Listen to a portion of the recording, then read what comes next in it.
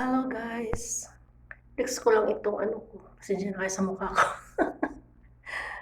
Pagising ko nung umaga, ayan yung mata ko. Hmm.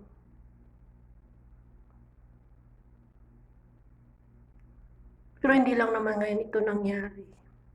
Ano, 4 times na ata to, pero ano, unang nangyari to sa Pilipinas ako, hindi na sa Hong Kong ako. Hindi ko pa rin napapa-check up. Hindi naman kasi siya masakit, basta bigla na lang siya parang may dugo na ganyan.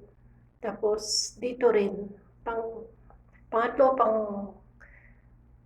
pang-apat na beses na to nangyari sa akin. Mamaya punta ako sa doktor kay baka kasi Friday ngayon, so holiday. Sarado yung mga ano, maliban sa hospital. Baka hospital ako pupunta.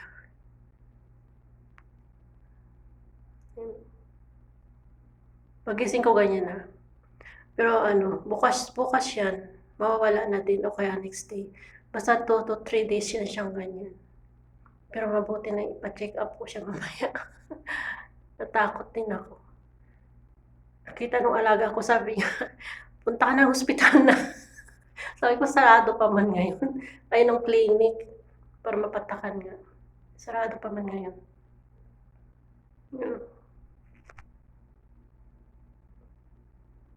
Ang pula niya masyado. Parang natakot din ako. Ang mukha ko.